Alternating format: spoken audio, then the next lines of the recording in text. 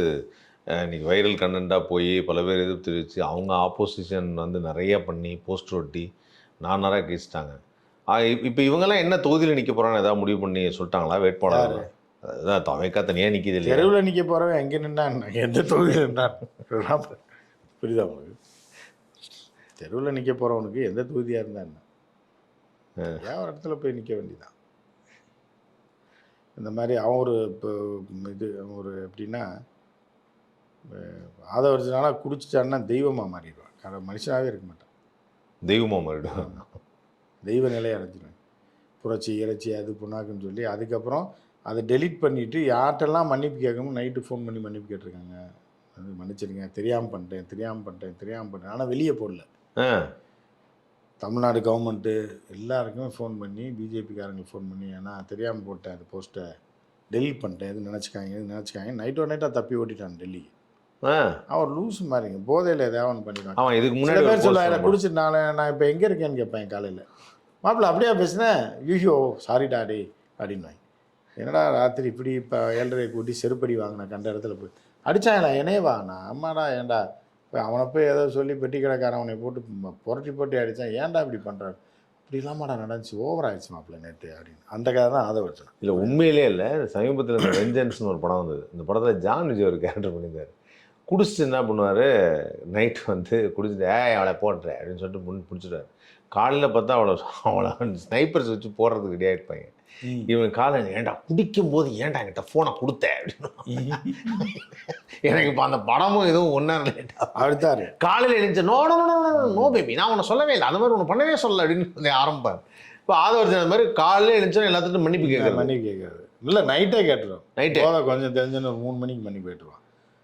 அதே மாதிரி இது போட்டான்னா அவங்க பையங்களே கூப்பிட்டு சொல்லுவாங்க, சார் நிறைய இது வச்சுருக்கா, சின்ன பசங்கள் நிறையா வேலைக்கு சேர்த்து வச்சுருக்காங்க. 20,000 30,000 பிள்ளைங்க பசங்கள்லாம் ஆஃபீஸ் வந்து வார் ரூம் பயங்கரமாக இருக்கு.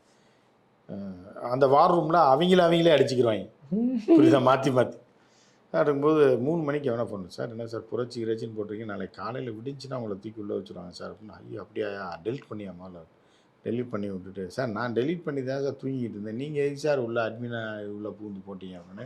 சரி சாரியா, நான் சார் நீங்கள் முதல்ல மன்னிப்பு கேளுங்க sir, state government police DGP எல்லாத்துக்கும் உடனே ஃபோன் பண்ணுங்கன்னு. அவர் இவரெல்லாம் தூங்கிட்டு இருந்திருக்கார், சிட்டி கமிஷனர்.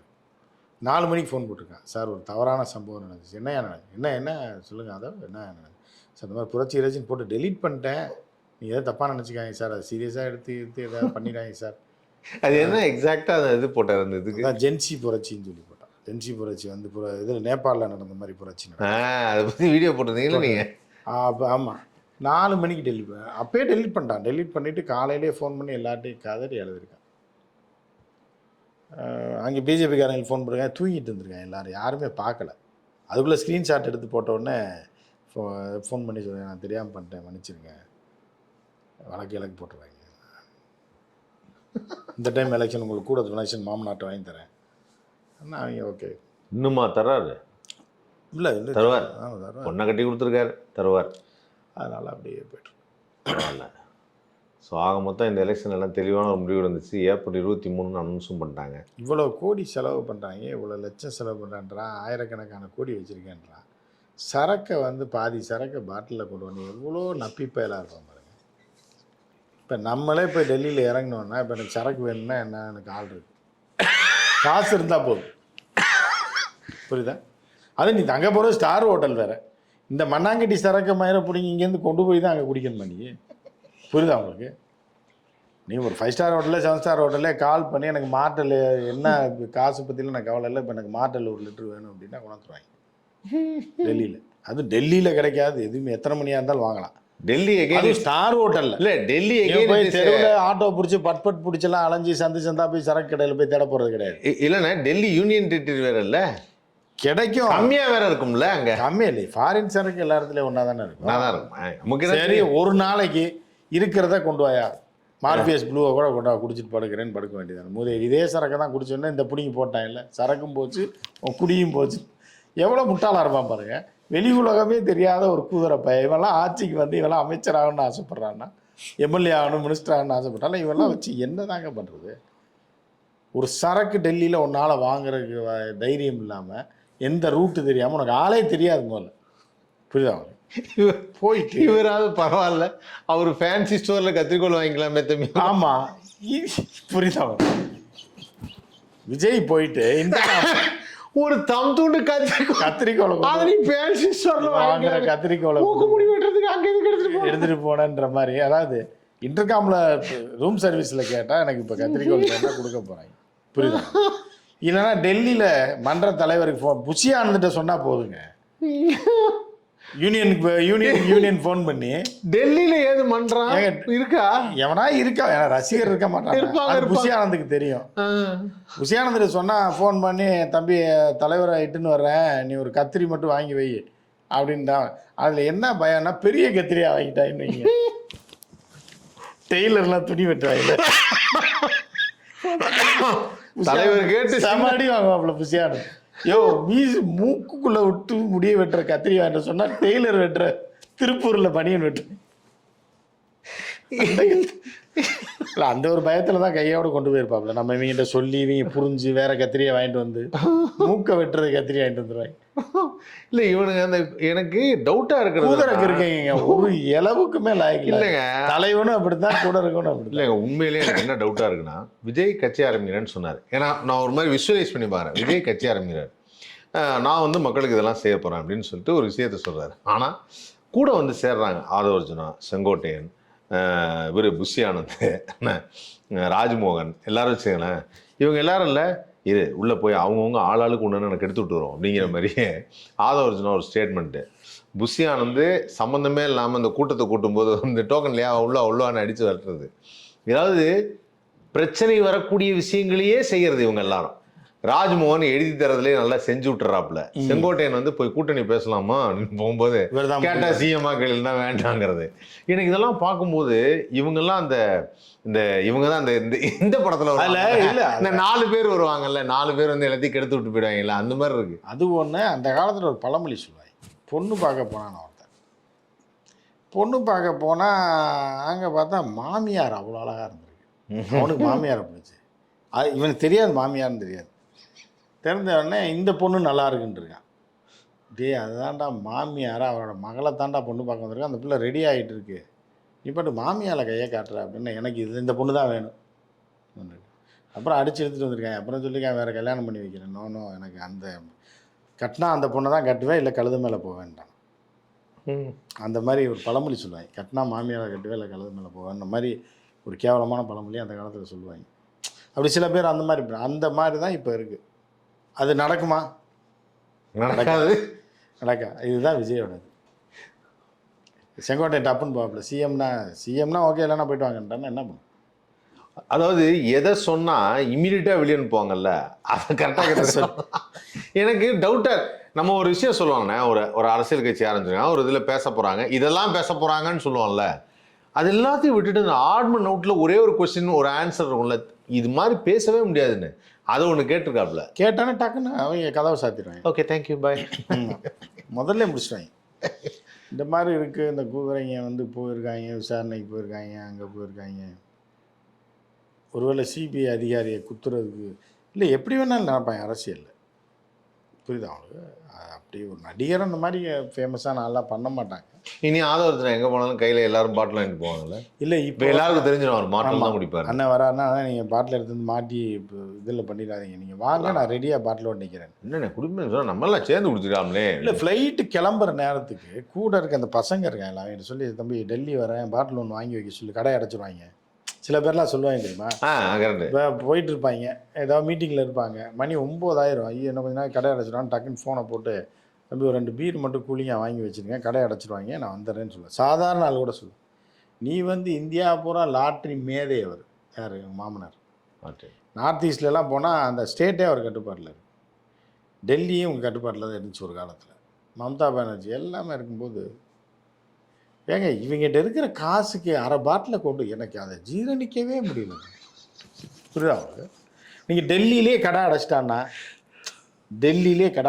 வைங்களேன், வேறு இண்டோருக்கு ஃபோன் பண்ணி, இல்லை உத்தரப்பிரதேசுக்கு ஃபோன் பண்ணி, என்ன எத்தனை மணிக்கு ஃப்ளைட் இருக்குது, ஒரு ஃபுல்லை பிடிச்சிட்டாங்க வந்துடுறேன் அப்படின்னா, எந்த ஸ்டேட்டில் இருந்து வேணாலும் 1 ஹவரில் வந்து இறங்கிடுவாங்க. இல்லை பஞ்சாப் இருக்குது, ஹரியானா இருக்குது பக்கத்தில், ஹரியானாவில் போனீங்கன்னா 6 ஓடும், என்ன ஃபாரின் சரக்கு வேணாலும் வாங்கலாம் ஹரியானாவில். புரியுதா உங்களுக்கு? யூனியன் பிரதேசம். அவரு தப்பாக நினச்சிட்டாப்புல, குஜராத்துக்கு போகிறோம்னு நினச்சிட்டாங்க. ஆமாம், ஏன்னா குஜராத்தில் அகமதாபாத்ல சரக்கு இல்லை, அங்கேயே கிடைக்குங்க. இல்லைண்ணா அங்கே பிளாக்ல வாங்கணுமே, நம்ம தவறுகள் செய்யக்கூடாதுன்னு கையில் பாட்டு அங்கேயே 5 ஸ்டார் ஹோட்டலில் உண்டு. சிபிஐ ஆஃபீஸ் குஜராத்தில் இருக்குன்னு நினச்சிட்டாங்க. அடுத்தது ஃபோனை போட்டு ஒரு சரக்கு வாங்க வக்கு இல்லை. ஆட்டோக்காரி சின்ன பையன் ஏதோ தெரியாம தப்புட்டாப்ல வந்து பலூன் வாங்க கொடுக்க வக்கு இல்லை, நீ ஆட்டோக்காரிக்கு 500 ரூபாயா பஞ்சாயத்துன்றக்காக தான். அட விடுங்கண்ணே, சின்ன பையன் ஏதோ தெரியாம பட்டாப்ல, ரொம்ப தான் அவரை வந்து இது பண்ணிருக்கீங்க நீங்க. வந்துட்டு எடுத்துட்டு போயிட்டாங்க, என்ன பண்ணுவீங்க பேக்கில் வச்சு? அதெல்லாம் சிஐஎஸ்எஃப் பிடிச்சாங்கன்னா பெரிய பிரச்சனையாயிரும். ஒன்றும் அது மாதிரிலாம் எதுவும் நடக்காது, பரவாயில்ல. ஆனால் விஜய்க்கு ஏதோ ஒரு புதிய போதைப் பொருளை ஏற்றி கொடுத்துருக்கேன் பார்த்தீங்களா? தலை அப்படி சாந்திச்சு பார்த்தீங்களா? வெட்டி ஏர்போர்ட்டில் அந்த வீடியோ பார்த்தீங்களா இல்லையா? அது வந்து என்னென்னா, அது காரணம் தெரியுமா உங்களுக்கு? நான் கண்டுபிடிச்சிட்டேன் அது என்னன்னு. விஜய்க்கு வந்து ஹேர் டிரான்ஸ்ஃபர் பண்ணியிருக்காப்புல. ஏர்போர்ட்டில் எப்போ இந்த வெளியில் வரும்போது ஒரு டக்கில் சரன்னு அடிக்கும் தெரியுமா காற்று, அது பட்டுச்சுன்னா இந்த இதெல்லாம் நார்மல் ஆகிடும், இப்படி வந்துடும் முடி. அதுக்கப்புறம் அதை சீவணும். அங்கே வரும்போது அப்படின்னு இப்படி சாயறது வேறங்க, டக்குன்னு இப்படி சாயறது வேறங்க. ஓ, அது வந்து ஃபியூஸ் போன மாதிரிங்க. அது அதுவா வேற ஏதோ ஒன்று, வேற ஏதோ ஒன்று இருக்கிறதுல டக்குன்னு ரொம்ப இதாகிடுச்சு. சே, எம்ஜிஆர் அவர்கள் அழகாக செஞ்ச அதை எப்படி பண்ணிட்டாங்க அப்படி. அவர் அப்படி இவர் உறிஞ்சிறது, அவர் வந்து இது பண்ணுறது, அது ஒரு ஸ்டைலாக அவ்வளோ அழகாக வச்சுருந்தார் எம்ஜிஆர். அதை வந்து நாசமாக்கிட்டாங்க. அது என்ன போதை பொருள்னு தெரியல, புதுசாக இருக்குது, அதை கண்டுபிடிக்க போகிறீங்க. ஆமாம், எப்படி தலை வெட்டுச்சு பார்த்தீங்களா டப்புன்னு? இல்லை டெங், அது ரொம்ப ஒரு இதான விஷயம். பரவாயில்லண்ணே, பரவாயில்ல. எலெக்ஷனில் ஆக மொத்தம் வந்து முடிவுகள் தெரிந்தன, 4 அணியாக வந்திருக்கிறாங்க. என்ன நடக்க போகுது அப்படிங்கிறத பார்ப்போம். ஃபர்தராக என்னென்னலாம் பேச போகிறாங்க, இன்னும் நமக்காக என்னென்ன கண்டென்ட்லாம் அவங்க கொடுக்குறாங்க. ஏன்னா உண்மையிலேயே அவங்கள பார்க்கும்போது எனக்கு என்ன தோணுதுன்னா, நீங்க பேசணுங்கிறதுக்காக பேசுறீங்களா, இல்லை நாங்கள் கண்டென்ட் ஏதாவது பேசணுங்கிறதுக்காக பேசுறீங்க தெரியல. அது ஒன்று. ரெண்டாவது, விஜய் நிற்க மாட்டாப்புல இந்த எலெக்ஷனில். ஏன்? அது நான் ஏற்கனவே ஃபஸ்ட்டே சொல்லிட்டேன். அதான் இதுவா? ஓகே, 3 மாதம். ஆமாம், நிற்க மாட்டாப்புல. அப்படி நிற்கிறது வந்து 1% தான் சான்ஸ் இருக்குது. வெறும் குளத்தூரும் பெரம்பூர் எல்லாமே இவங்க கிளப்பி விடுவாங்க. விஜய் தேர்தலில் நிற்பது என்பது 90% இல்லை, விஜய் போட்டியிட மாட்டான்றது நான் 6 மாதமாக சொல்லிட்டு தான் இருக்கேன். இப்போயும் ஒரு டைம் பதிவு பண்ணிக்கிறேன் உங்கள்கிட்ட. 1% தான் வாய்ப்பு இருக்குங்கிறீங்க. எல்லாத்தையும் கட்டி இறக்கி விட்டு கடைசி வரைக்கும் எல்லாம் வெயிலில் அலைய விட்டு ஆதவரிச்சனாலாம் ஐயோ சாவடி. வேற வெயில் அதிகமாகிடுச்சு, ஹாட்டு தான் அடிக்கிறாப்புல, பீர் அடிக்க மாட்டாப்புல. ஆதவெல்லாம் கருத்து பயங்கரமாயிடும். என்ன ஆகும் தெரியல, பார்க்கலாம். சரி, ஆனால் வரமா அங்கே போய் ஆக மொத்தத்தில் இதில் நல்லா வந்து குளிர் காய்ஞ்சது வந்து புஷி ஆனந்த் தான். இல்லை, புஷி ஆனந்த் நல்லா இருக்கிறத பற்றி நமக்கு சந்தோஷம். ஏன்னா கூட இருக்காப்புல, இல்லை தீய சக்தி யாருன்னு தெரிஞ்சும் கூட இருக்காப்புல. ஆனால் அவர் இந்த மாதிரி நிறைய சொல்லித்தரதில்லைன்னு நினைக்கிறேன். இந்த மாதிரிலாம் பேசுறது இல்லை, அவருக்கு தெரியாது. இல்லைங்க, பேசுறது தெரியாது. அவர் வந்து என்ன பண்ணுறாருன்னா, விஜய் கூட நாம் ஏற்கனவே திருப்பி அதான் பதிவு பண்ணுறோம். கடைசி வரைக்கும் இருக்கக்கூடிய ஒரே ஆள் வந்து புஷி மன்னன். வீடு வரை உறவு, காடு வரை பிள்ளை, வீதி வரை மனைவி ஏற்கனவே வீதி வரைக்கும் இல்லை, வீதி வர்றதுக்கு முன்னாடி வீட்லேயே கட்டு கடைசி வரை பிள்ளையும் வராது, காடு வரைக்கும் வராது. புரியுதா அவங்களுக்கு? கடைசி வரைக்கும் யார்? புஷி தான். புஷி, யா, வெரி நைஸ், சூப்பர்ண்ணே. பார்த்துருவோம் என்ன நடக்குது அடுத்து, என்னென்னலாம் பேச போகிறாங்க. வீதி வரை புஷி, காடு வரை புஷி, கடைசி வரை புஷி. இதெல்லாம் வந்து தாவேக்கால வைக்க போகுது. எல்லாம் ஓடி போயிடும். எனக்கு ரொம்ப பிடிச்சது இல்லை பூத்தாவேக்கா. ஆமாம், அதில் வந்து ஜெயிச்சா அவர் துணை முதல்வராகி புதுச்சேரி தாவேக்கா இந்த ஃபோட்டோவை மட்டும் வச்சு நான் அண்ணா. சூப்பர்ண்ணே, நன்றி, தேங்க்யூண்ணே, தேங்க்யூ.